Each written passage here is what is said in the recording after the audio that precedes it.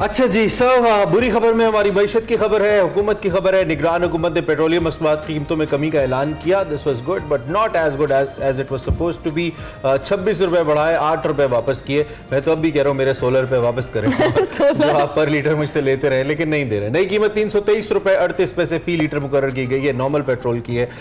इसके अलावा अगर डीजल की कीमत की बात की जाए तो 11 रुपए उसमें भी फी लीटर कमी हुई। हाई स्पीड डीजल की नई कीमत 318 रुपए 18 पैसे फी लीटर है। लेकिन हुकूमत को बताना चाहता हूं मैं कि आपने 8 रुपए पेट्रोल सस्ता किया, किसी ने 1 रुपया भी किराया कम नहीं किया जो 15 दिन बढ़ा था।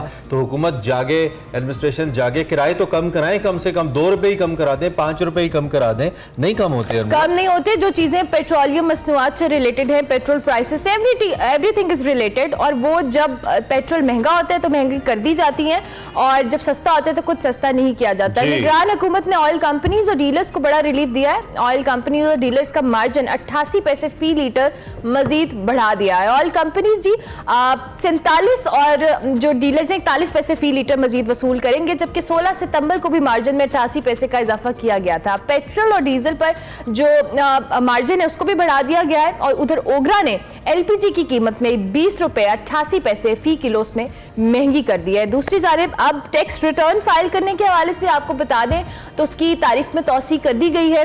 Federal board of revenue FBR के नोटिफिकेशन के मुताबिक टैक्स रिटर्न फाइल करने की जो तारीख है वो 31 अक्टूबर तक उसको तौसी दे दी गई है। और जराये के मुताबिक एफबीआर ने रवा माली साल के पहले 3 माह में हदफ से ज्यादा रेवेन्यू इकट्ठा किया है, और रवा माली साल के पहले 3 माह में 2.1 ट्रिलियन टैक्स इकट्ठा हुआ है, जबकि 3 माह में जो टैक्स वसूलियों का हदफ है 1.98 ट्रिलियन रुपीज रखा गया था।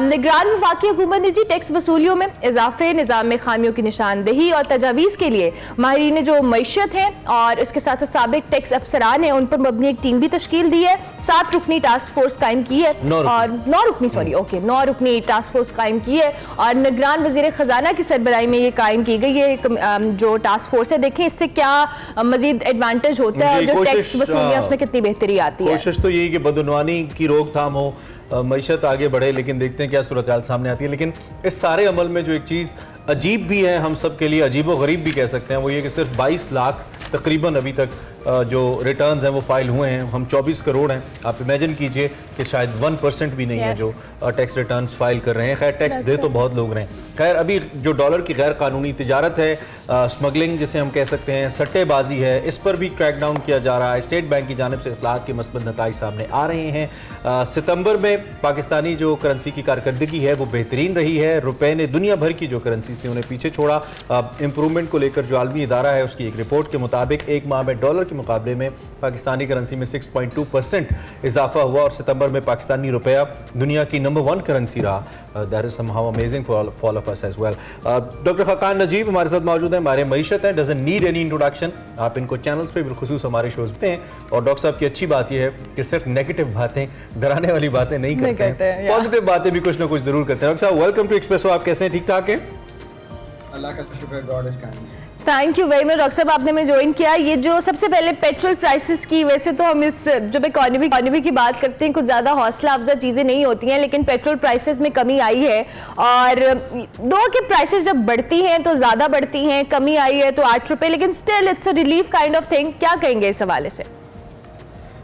एक बड़ी रिलीफ से बात करते हैं। गोल्ड की कीमत 220 रुपए तक, 2,20,000 तक चली गई थी, वो आई थिंक 2 लाख के करीब आ गई। आपने शादियों के सीजन के रेफरेंस से शुरू किया, आई थिंक सीजन भी आने वाला है, मायरा का भी आपने जिक्र किया, सो आई थॉट मैं ये भी जिक्र कर दूं। So it's a little bit of a relief for parents जिन्होंने अपने बच्चों के लिए गोल्ड खरीदना है। आपको पता है साउथ एशिया ऐसा मुल्क है जहाँ पे गोल्ड बहुत यूज होता है जब शादियों, so that's one thing.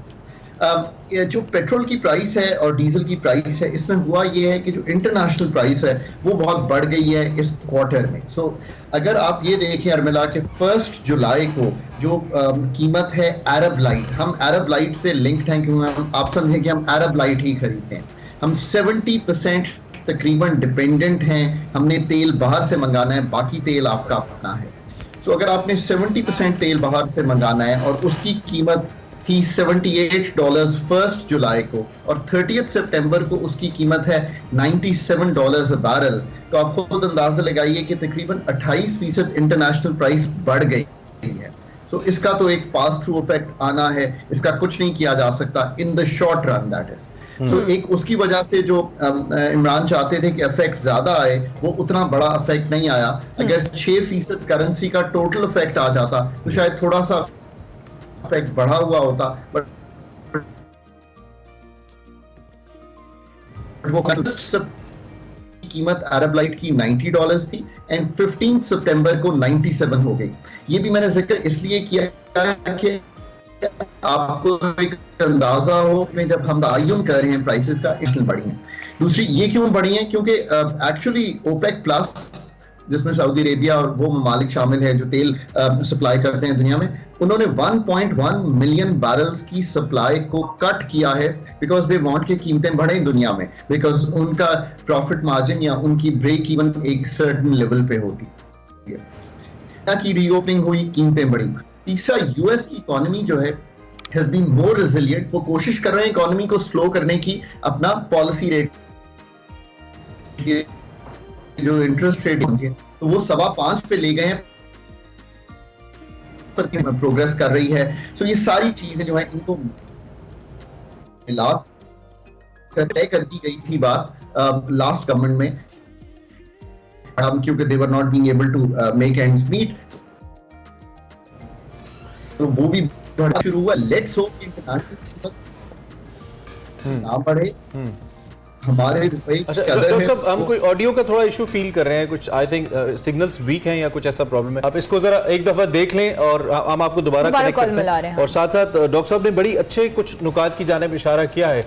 For the time being हम अगर इन इशारियों को देखते हैं तो दे मे हेल्प पाकिस्तान इकोनॉमी, लेकिन हम ये नहीं कह सकते कि इसकी वजह से ये कोई लॉन्ग टर्म ऐसे रिजल्ट्स नहीं है या ऐसा इम्पैक्ट नहीं है जिसकी वजह से हम कहें कि ये जो इस वक्त क्रंच की सी सूरत हाल है हम इससे मुकम्मल तौर पर निकल जाएंगे, ये एक बहुत बड़ा ब्रेक थ्रू हो जाएगा। यकीनी तौर पर हाउस इन ऑर्डर करने पर हम मुसलसल जोर देते नजर आए हैं, जोर देते आए हैं कि जब तक हम अपना हाउस इन ऑर्डर नहीं करेंगे, जब तक अपनी चीज़ों को ठीक नहीं करेंगे, अपनी एडमिनिस्ट्रेशन बेहतर नहीं करेंगे तो मामलात शायद ठीक ना हो। और थोड़ा सा हमने तवज्जो दी है तो देखिए उसके बेहतर रिजल्ट्स आए हैं। जितना हम तवज्जो देंगे मजीद बेहतर होगा। डॉक्टर साहब, thank you very much for being with us. अच्छा, एक तो हम ये आपने बड़े अच्छे नुकात की जानिब इशारा किया, दूसरा हमें पता है कि जब तक मईशत के अंदर कुछ ऐसी खबरें ना हो जिससे सस्टेनेबिलिटी की वाइब आए जो इन्वेस्ट करने वाला शख्स है, तो तब तक ये नहीं हो सकता। और जैसा कि इससे पहले FBR के बारे में मैंने कहा कि सिर्फ 22 लाख लोगों ने आउट ऑफ 225 मिलियन अगर गोशवारे जमा कराए हैं, तो वी कैन सिंपली इमेजिन कीजिए ये कितनी बड़ी तादाद है जो कि इस वक्त टैक्स रिटर्न फाइल ही नहीं कर रही है,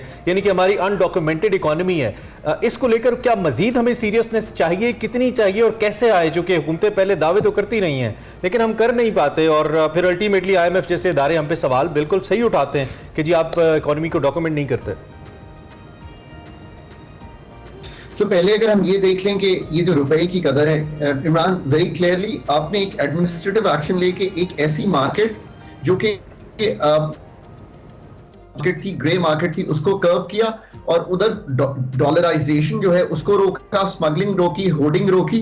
तो जो रुपए की कदर है वो ओपन मार्केट में 12% और जो हमारी मार्केट है उसमें 6%। And then against the currencies and the performing become one of the best. इसको आपको कैरी इस तरह करना है कि शॉर्ट रन में रेमिटेंसेस जो हैं वो बढ़ें। इमरान ये भी याद रखिए, अप्रैल 22 में आपकी रेमिटेंस $3 अरब पे थी। July and August of 20 are at $2 billion. You've lost almost in remittance because ये ग्रे मार्केट में इतना बढ़ा हुआ रेट आ रहा था। आप खुद समझ सकते हैं कि अगर आप बाहर से पैसे रहे हो और आपको बाहर 330 मिल रहा हो और ऑफिशियली 300 मिल रहा हो तो आप 300 बेचेंगे उसको जाकर। ये तो एक टेंडेंसी थी।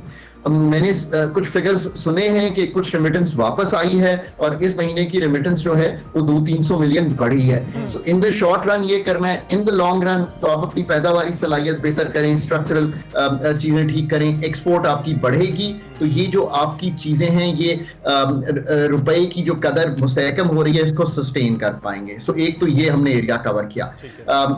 सबसे उम्मीद है कि अपनी रेमिटेंसेस जो भी सुन रहे हैं वो ऑफिशियल चैनल से भेजें, ये सेफर भी है and that is what really helps the country. अब इधर से आगे अगर आप चलें FBR पे, देखें ये तो बात बिल्कुल क्लियर है ना एक एफबीआर की अच्छी खबर आपसे शेयर करता हूं सो दैट थोड़ी सी तकवीयत भी मिले लोगों को। हमने आईएमएफ के साथ 30 सितंबर को ये तय किया कि एक इंडिकेटिव टारगेट है 1977 अरब रुपया कलेक्ट करना था फर्स्ट क्वार्टर में, यानी कि 1 जुलाई से 30 सितंबर तक हमने 2041 बिलियन कलेक्ट किया है। So we have surpassed that target. आपको मालूम है कि मेरी आपसे जब हुई है, मैंने कहा है कि आईएमएफ का दामन हम छोड़ नहीं सकते, अदरवाइज हम बहुत अनकंफर्टेबल हो जाएंगे। So crossing that target gives me a little bit of comfort.